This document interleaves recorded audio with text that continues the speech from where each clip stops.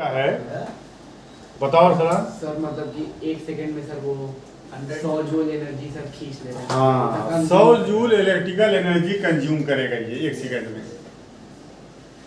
ठीक, 1 सेकंड में 100 joule electrical energy ये कंज्यूम करेगा। आपके घर का प्रेस अगर 700 वाट का है तो 1 सेकंड में 700 जूल एनर्जी कंज्यूम करेगा वो। ठीक, तो ये पावर, चाहे इलेक्ट्रिकल एनर्जी का पावर हो, चाहे किसी आदमी का पावर हो, या किसी दूसरे चीज़ का, किसी मशीन का पावर हो, पावर का मतलब यही होता है तो work done per unit time. बात समझ में? और इसका डायमेंशन क्या आया था?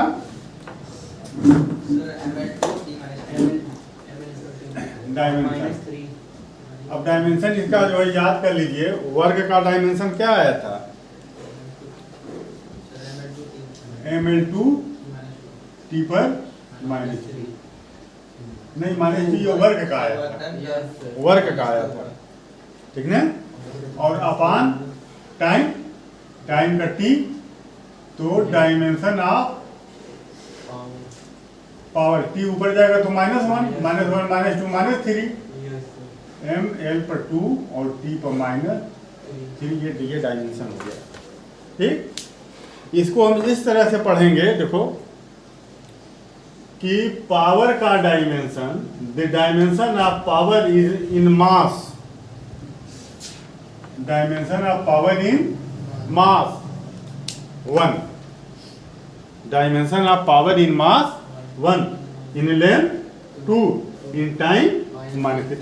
तो डायमेंशन उसका पावर होता है। डायमेंशन क्या होता है? पावर होता है। ये फिर फंडामेंटल क्वांटिटी जिस पावर से रेज करती है वो पावर है। अगर पावर का, पावर कह रहे हैं डायमेंशन, तो अगर पावर का डायमेंशन ये है, इसका मतलब ये है कि मास में डायमेंशन 1, लेंथ में डायमेंशन 2, पावर का टाइम में डायमेंशन -3। तो 1, 2, -3 क्या है? ये पावर ही तो है। पावर क्या? पावर देखो, 2 पावर हो गया, एक पावर ये हो गया और एक पावर जो है ये हो गया, जो उसका एक्सपोनेंट है। बात समझ में? ठीक ना? तो यहाँ डायमेंशन क्या है? ये एक्सपोनेंट है ये। ठीक, पावर जहां तक ये फिजिकल क्वांटिटी रेज कर रही है। तो हम इसको कैसे पढ़ेंगे, समझ में आ गया? The dimension of power, the dimension of power in mass 1, in length 2, in time -3। ठीक, अब उसके बाद देखो, ये किलोवाट होता है, हार्स पावर होता है, ये सब तुम लोग जानते होगे, मगर फिर भी इसको याद कर लेना। ठीक, 1000 वाट का कितना होता है? 1 kilowatt. 1000 watt, 1000 watt equal to 1 kilowatt. और 1 HP कितना होता है? 1 हार्स पावर, याद है किसी को? सर 746 वाट। हाँ, 746 इक्वल टू 746 वाट। एचपी में मोटर जो आते हैं, एचपी में आते हैं ना, तो तुम्हारे घर का मोटर अगर 1 हार्स पावर का है तो कितने वाट का होगा? 746 वाट। ठीक है, और 746 वाट का एक प्रेस हो जाता है। तुम प्रेस करते हो बड़ा वाला, वो भी 746 वाट का होता है। एक हार्स पावर का मोटर भी इतना है। ठीक, तो ये बात समझ में आ गई। अब इसके बाद देखो इंस्टेंटेनियस पावर क्या होता है।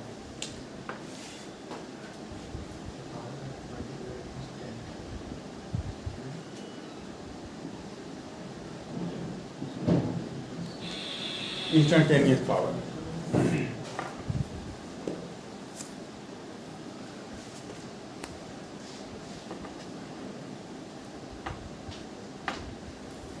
इंस्टेंटेनियस तुमको पता है?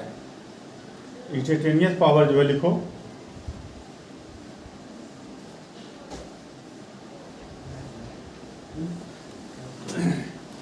इंस्टेंटेनियस पावर होता है limiting value of average power, limiting value of average power.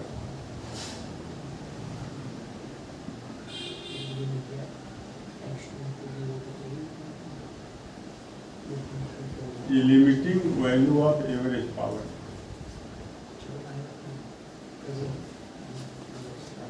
Average power as time interval approaches zero,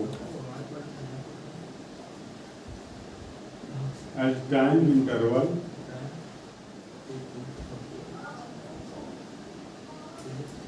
approaches zero।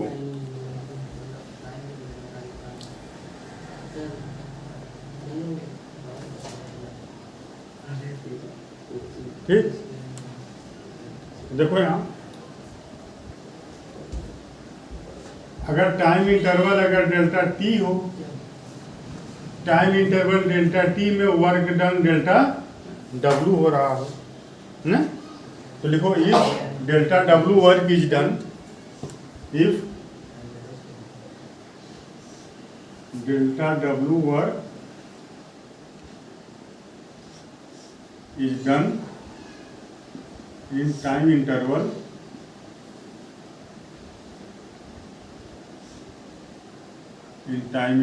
Delta T,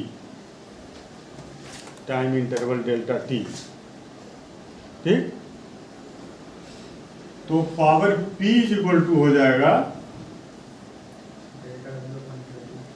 देखो लिमिटिंग वैल्यू का मतलब होता है, देखो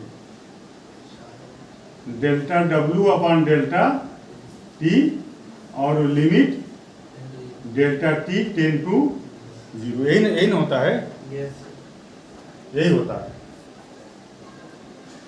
power P is equal to limit delta T tends to zero W delta W upon W T. इसी को हम लिखते हैं, इसी को हम लिखेंगे मैथमेटिकल फॉर्म में D W by D T. ये इंस्टेंटेनियस पावर, ये इंस्टेंटेनियस पावर।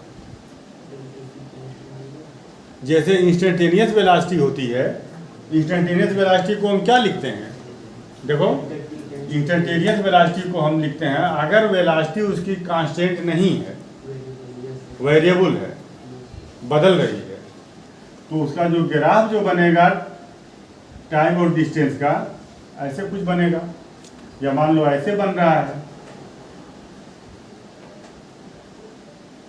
वेलोसिटी कांस्टेंट नहीं है,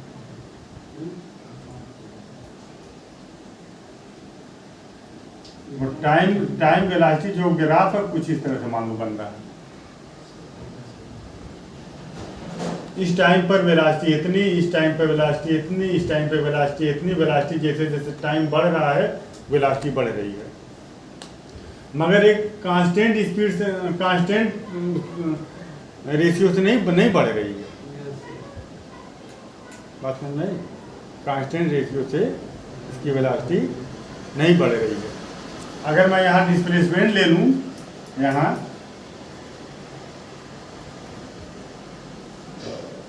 अगर मैं यहाँ डिस्प्लेसमेंट ले लूँ और देखो लगातार देखो वेलोसिटी बढ़ रही है, यहाँ देखो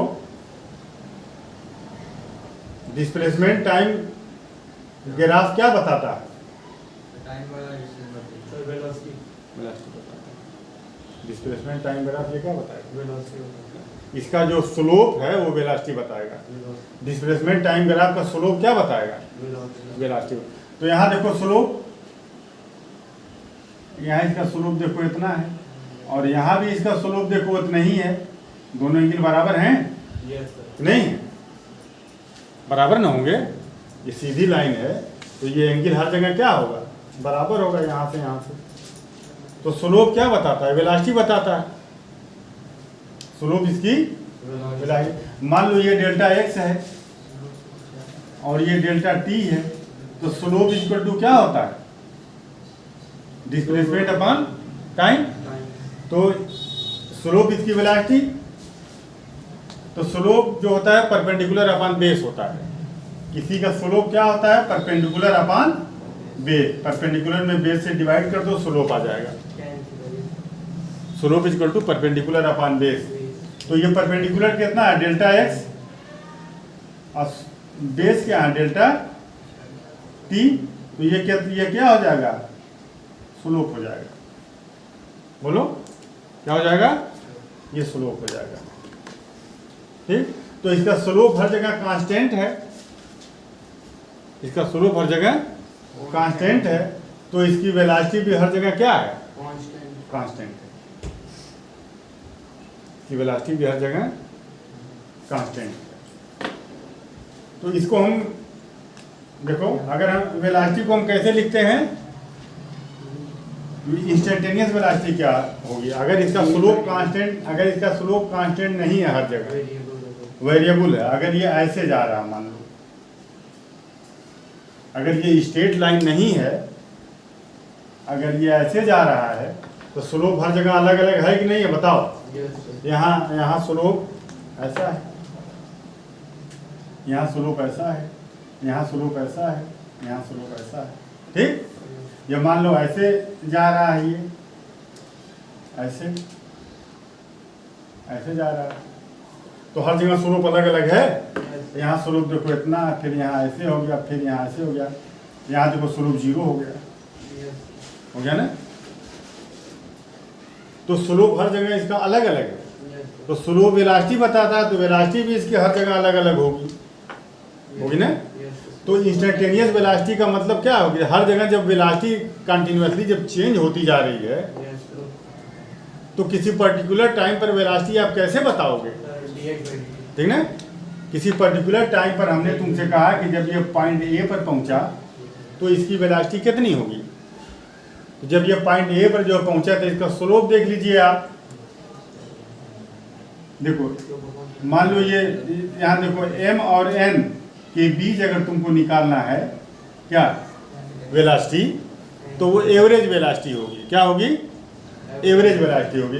टोटल डिस्टेंस में टोटल टाइम से डिवाइड कर दोगे तो क्या आ जाएगा? Average velocity. एवरेज वेलोसिटी का मतलब ये है कि m से लेकर के n के बीच की वेलोसिटी एवरेज वेलोसिटी हो आएगी। एवरेज वेलोसिटी आएगी m से n के बीच, m से n के बीच जो है टोटल चला गया डिस्टेंस में टोटल टाइम से डिवाइड कर दो तो एवरेज वेलोसिटी आएगी। किसी पर्टिकुलर टाइम पर अगर आपको वेलोसिटी निकालना हो तो देखो ये जो डेल्टा t है ना, इसको तुम छोटा करते जाओ, इसको छोटा कर दो तो ये dx और dt ये हो जाएगा, ये dx dt।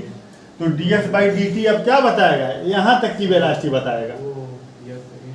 फिर dt को छोटा कर दो, कर दिए, और छोटा कर दो तो यहाँ तक की वेलोसिटी बताएगा।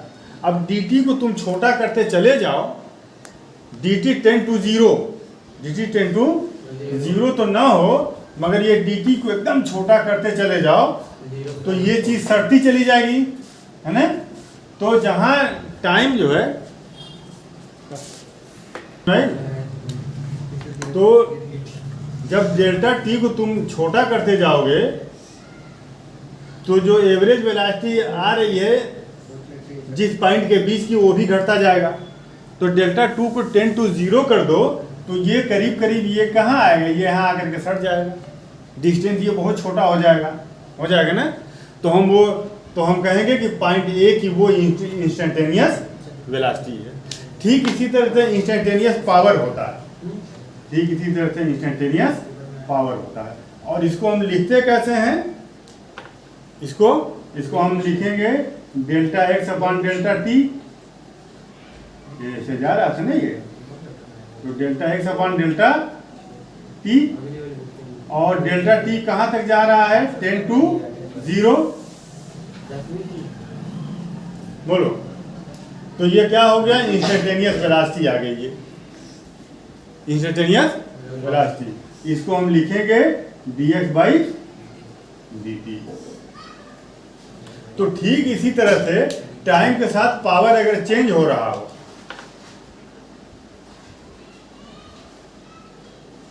टाइम के साथ ये पावर अगर चेंज हो रहा हो, इस टाइम इसका पावर ये, इस टाइम पावर ये, इस टाइम पावर है, टाइम के साथ अगर पावर चेंज हो रहा हो, जैसे यहाँ टाइम के साथ क्या चेंज हो रहा था? वेलोसिटी चेंज हो रही थी। तो किसी पर्टिकुलर पॉइंट पर आपको वेलोसिटी निकालने के लिए, जिसको हम इंस्टेंटेनियस वेलोसिटी कहते हैं, ये फार्मूला आपने यूज किया। तो ठीक इसी तरह से पावर भी टाइम के साथ अगर चेंज हो रहा है तो किसी पर्टिकुलर टाइम पर पावर निकालने का formula limit delta T 10 to 0। यहाँ देखो delta T into 0 delta W upon delta T, ये इक्वल टू होगा dW बाई dt। ठीक, तो अब पावर का फार्मूला, अब ये सब तुम भूल जाओ, मगर इंस्टेंटेनियस पावर का फार्मूला आप ये याद रखे रहिए, dW by dt, dW by dt। ठीक, अब मैं तुमसे अगर एक क्वेश्चन करूं इसी पर, देखो किसी का पावर जो है, देखो ये टाइम पर डिपेंड कर रहा है। Power P equal to 2t² + 5 watt है, 2t² + 5 वाट है, ये आपको दे दिया गया। अब आपसे ये पूछा जा रहा है, अब ये पावर देखो बदल रहा है, चेंज हो रहा है। जब टाइम 0 था तो पावर 5 वाट था, टाइम 1 था तो पावर 2 × 2 7 वाट, पावर 2 था तो 2 × 2 4 2 × 8 और 5 13 वाट। तो इस तरह से अगर ये टाइम 10 सेकेंड पर पावर कितना हो जाएगा, 10 × 100 100 2 × 200 200 + 5 205। तो टाइम के साथ पावर क्या हो रहा है, चेंज हो रहा है। ठीक, तो आपसे अगर ये पूछा जाए कि t = 10 सेकेंड पर, t = 10 second find power, t = 10 second पर पावर बताइए आप, है ना? ये क्वेश्चन t = 10 सेकेंड पर, तो t = 10 सेकेंड पर, ठीक पर्टिकुलर 10 सेकेंड पर आपको पावर निकालना है, तो वो इंस्टेंटेनियस पावर होगा पर्टिकुलर इंस्टेंट पर। तो instantaneous power dW by dt, तो ठीक है, ये W दिया हुआ था, W दिया, तो आपको पावर निकालना है। तो पावर निकालना है तो W को T के रेस्पेक्ट में क्या करो, डिफरेंशिएट कर दो। इसका मतलब क्या हुआ, W को आपने डिफरेंशिएट किया है विद रेस्पेक्ट टू टाइम, तो कर दो यहाँ dW बाई dt। अब यही क्या हो जाएगा, पावर हो जाएगा। ठीक ना, तो ये हो जाएगा, इसका डिफरेंशिएशन क्या होगा, 2 × 2 पहले आ जाएगा, 40 हो जाएगा सर, है ना, और प्लस इसका 0 हो जाएगा डिफरेंशिएशन कांस्टेंट का, तो ये हो जाएगा 2 × 2 = 4t। तो P = कितना आ गया, 4t, डिफरेंशिएशन आ रहा है ना, T = 4t। तो अब 10 सेकेंड पर पावर पूछा है, 8t = 10 सेकेंड, T = 4 × t की जगह 10 = 40 वाट। ठीक, 10 सेकेंड पर पावर कितना हो गया, 40 वाट हो गया। बात समझ में? तो पावर जहाँ टाइम के साथ चेंज हो रहा हो, तो वहाँ किसी पर्टिकुलर टाइम पर अगर आपको पावर निकालना है, ठीक ना, ठीक ना,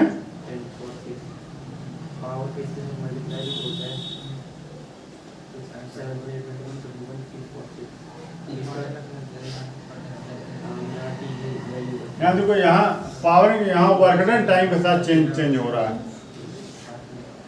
टाइम के साथ वर्क डन देखो चेंज हो रहा है। तो dW बाई dt ये पावर आ जाएगा।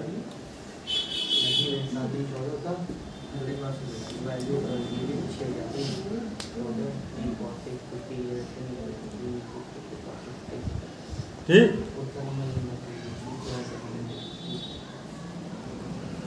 हो गया। अब देखो, लिखो power as a dot product, power as a dot product, power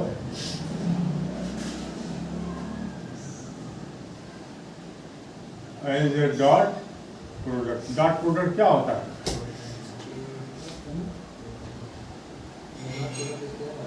power as a dot product. Dot product के फॉर्म में पावर को लिखना है आपको, ठीक। देखो यहाँ देखो,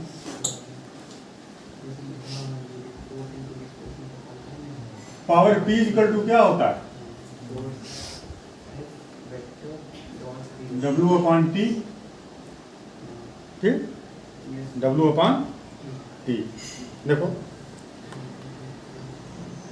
अगर dt टाइम में वर्क डन अगर dw हुआ हो, अगर dt टाइम में work done D small time dt में वर्क डन भी तो स्मॉल ही होगा, ठीक है। ये dt क्या है? Very small time. dw क्या है? Very small work done. तो dt टाइम में अगर dw अगर वर्क हो रहा है तो पावर p इक्वल टू कितना हो जाएगा? dw upon dt work done upon time. तो अब यहां पावर देखो, पावर ये कौन सी क्वांटिटी है? स्केलर की vector? Power scalar scalar quantity है, इसका कोई डायरेक्शन नहीं होता है, ठीक। मगर इसमें क्या क्या स्केलर आएगा? देखो ये तो स्केलर है, और W जो होता है dw क्या होगा? देखो वर्क डन dt टाइम में dw हो रहा है ना, तो dt टाइम में dw वर्क कैसे हो रहा है? ये एक ऑब्जेक्ट है, इस पर तुम फोर्स लगा रहे होगे। क्या लगा रहे होगे? इस पर तुम ये फोर्स लगा रहे होगे। तो स्मॉल डिस्प्लेसमेंट जो है, इसका डिस्प्लेसमेंट कितना हुआ? यहां से यहां तक इसका डिस्प्लेसमेंट हुआ, बस यहां से चल करके यहां आया, यहां से चल करके ये यहां आया। आपने फोर्स लगाया है और ये डिस्प्लेसमेंट हुआ कितना? dr मान लो, डिस्प्लेसमेंट dr। ये फोर्स लगाए, डिस्प्लेसमेंट dr। बस में तो वर्क डन भी dw छोटा ही होगा। हमने देखो यहाँ पर हमने फोर्स लगाया यहाँ, और थोड़ा सा हमने इसको dr, हल्का सा हमने इसको डिस्प्लेस कर दिया, तो बहुत थोड़ा सा हमने डिस्प्लेसमेंट किया, तो वर्क डन भी तो थोड़ा ही आएगा। स्मॉल डिस्प्लेसमेंट dr, ये फोर्स लगा करके स्मॉल डिस्प्लेसमेंट dr उसको हमने डिस्प्लेस किया, तो वर्क डन कितना हो जाएगा? बोलो वर्क डन। वर्क डन कौन सी क्वांटिटी है बता दो मुझको? वेक्टर क्वांटिटी है। वर्क डन कौन? वेक्टर है। वर्क डन स्केलर है। वर्क डन स्केलर क्वांटिटी, ये वेक्टर नहीं है, ठीक। तो दो, देखो इधर, दो वेक्टर का प्रोडक्ट अगर स्केलर है तो डॉट प्रोडक्ट होगा। तो यहाँ ये वर्क क्या है? ये वर्क जो है दो फोर्स और डिस्प्लेसमेंट का प्रोडक्ट आया है ना, dw, small displacement dr, force हमने लगाया f, तो वर्क डन कितना हो जाएगा? ये फोर्स वेक्टर और dr वेक्टर एक पर्टिकुलर डायरेक्शन में हो रहा है ना डिस्प्लेसमेंट, तो इनके बीच ये प्रोडक्ट dr डॉट प्रोडक्ट होगा। बोलो नहीं होगा? ये डॉट प्रोडक्ट होगा ना, तो dw के यहाँ उठा करके रख दिया जाए, ठीक। तो ये कितना आ जाएगा? dw के जगह हम लिखेंगे f dot dr, f dot dr, और अपान बोलो dt। ये बात समझ में आ रही? P = dw अपॉन dt है। dw आपने निकाला f डॉट dr, w की जगह f डॉट dr लिख दिया, f dot dr upon dt। तो अब ये वेक्टर फॉर्म में देखो, तो आप इसको लिख लीजिए, power P = f dr by dt। आपने इसको डॉट प्रोडक्ट के फॉर्म में लिख लिया, ठीक। ये बात समझ में आई? डॉट प्रोडक्ट के फॉर्म में इसको आपने लिख लिया। अब यहाँ देखो dr बाई dt क्या है? ये वेलोसिटी डिस्टेंस अपॉन टाइम, ये डिस्टेंस है ना, और ये टाइम है, तो डिस्टेंस अपॉन टाइम क्या होगा? dr बाई dt वेलोसिटी होगा। वेलोसिटी भी क्या है? वेक्टर क्वांटिटी है। तो dr/dt की जगह क्या लिख दिया जाए, इसके जगह dr/dt की जगह वेलोसिटी लिख दिया जाए। तो पावर p इक्वल टू हो जाएगा, यहाँ अगर आप पुट करेंगे, यहाँ v रख देंगे तो पावर p इक्वल टू हो जाएगा कितना, f डॉट v। चलो ठीक है, अब ये फाइनल आ गया हमारा कि पावर इक्वल टू फोर्स और वेलोसिटी का डॉट प्रोडक्ट क्या देगा, पावर देगा। फोर्स और वेलोसिटी का डॉट प्रोडक्ट पावर देगा। को उतारो,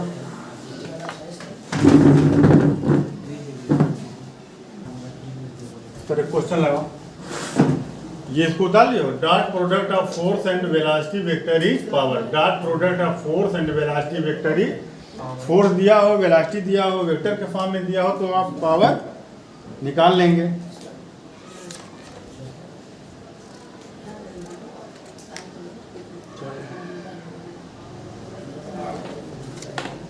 मिटा दूं इसको,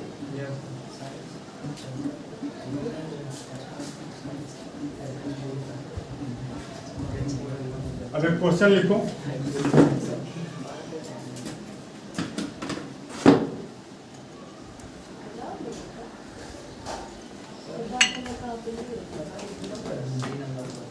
अनस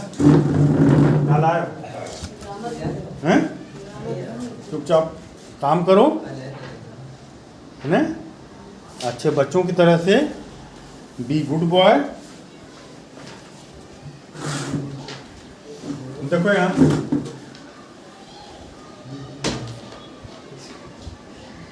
एक बॉडी पर फोर्स लग रहा है 2i + 3j + 4k, और उसका डिस्प्लेसमेंट जो हुआ है वो displacement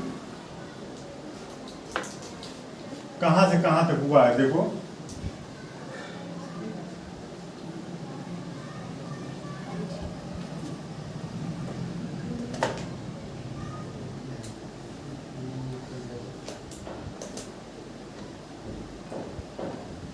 I + 2j + k to 3i + 4j + 3k। Find power p, power आपको बताना है।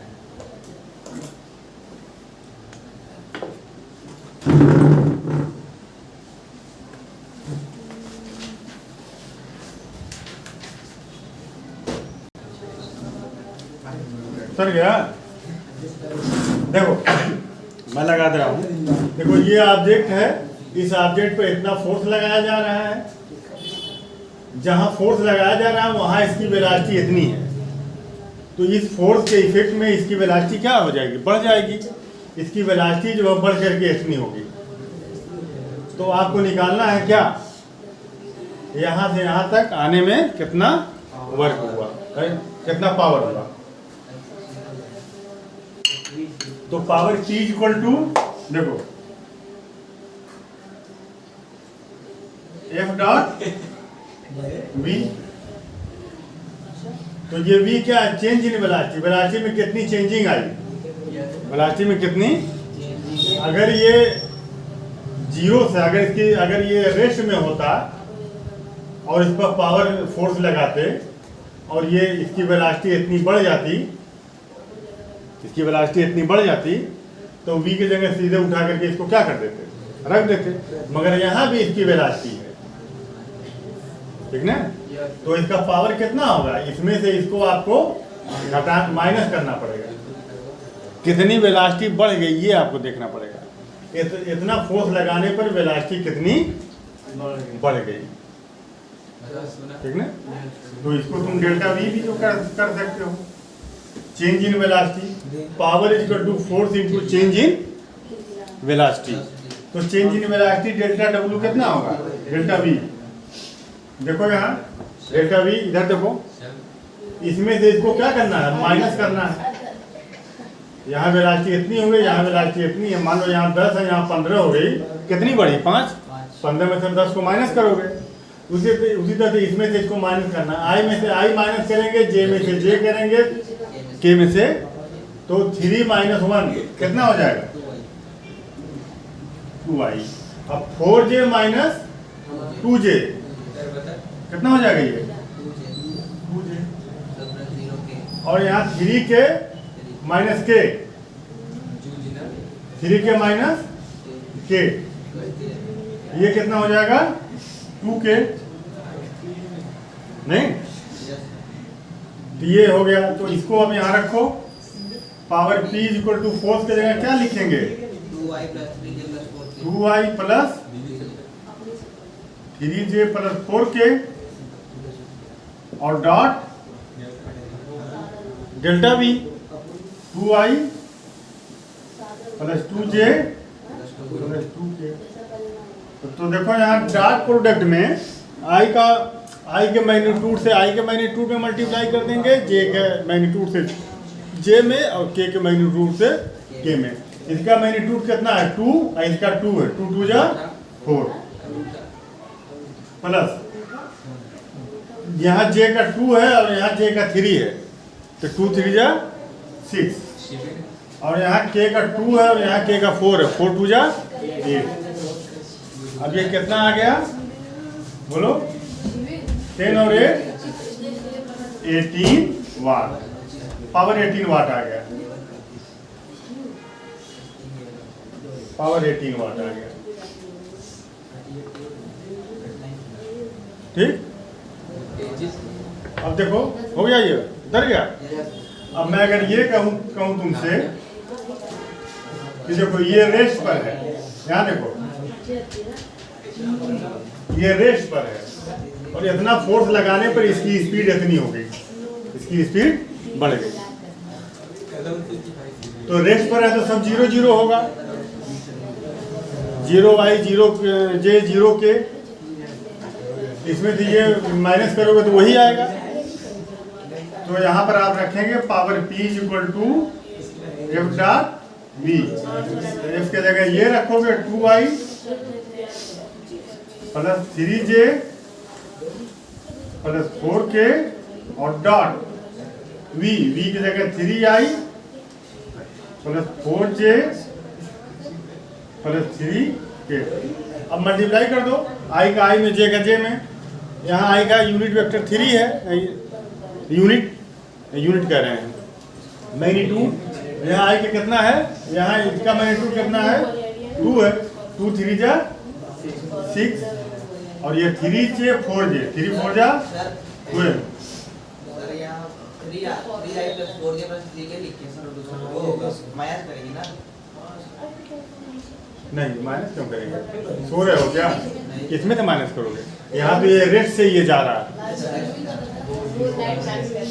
और ये 3 है, 3 4 जा 12, तो ये कितना हो जाएगा 30 जूल, 30 वाट, 30 वाट सर, 30 वाट कितना पावर आ गया 30 वाट आ गया power.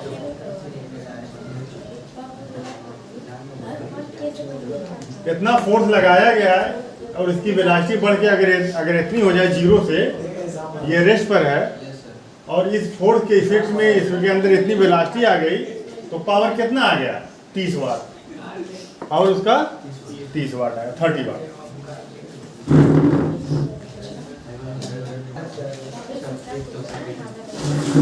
Kilowatt hour electrical energy की कॉमर्शियल यूनिट है। 1 किलोवाट 1 यूनिट होता है। 1 किलोवाट कितना होता है 1 यूनिट के बारे में जानते हो ना, कि 10 यूनिट 100 यूनिट बिजली खर्च हुई। कोई कहता है ना 1 महीने में मेरी 500 यूनिट बिजली खर्च हो गई, तो 1 यूनिट बिजली कितनी होती है 1 kWh = 1 यूनिट।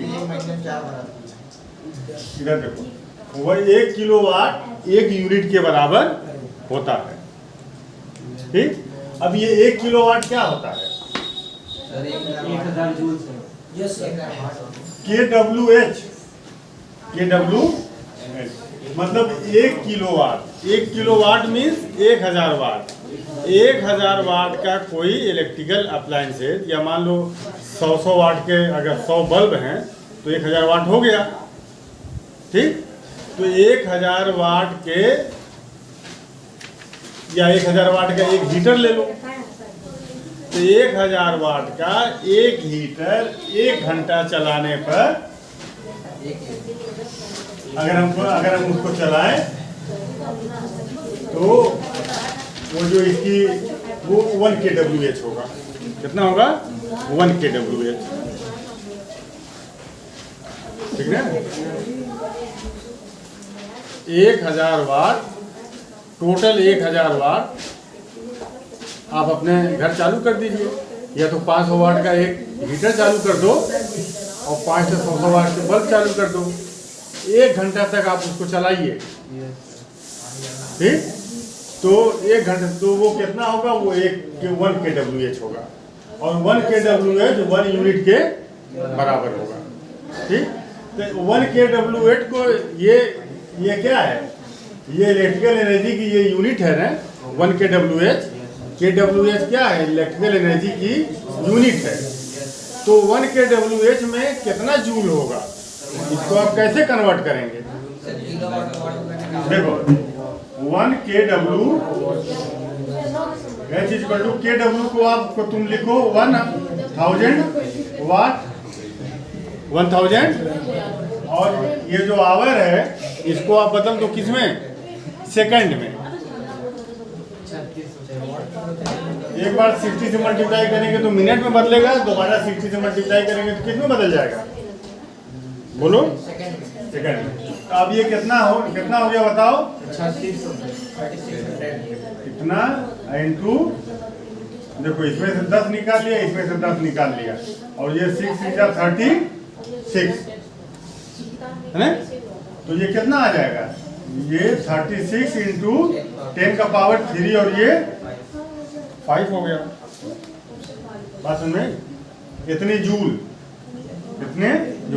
इसको साइंटिफिक तरीके से आप इसको लिखिए। तो कैसे लिखेंगे? एक डिजिट के बाद क्या लगाएंगे? पॉइंट लगाएंगे।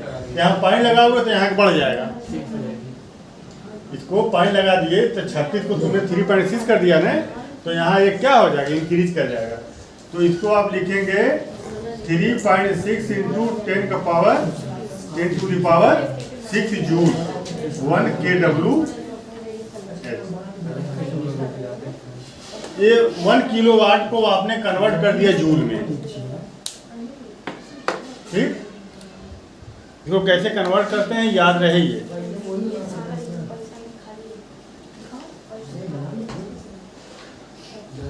हो गया।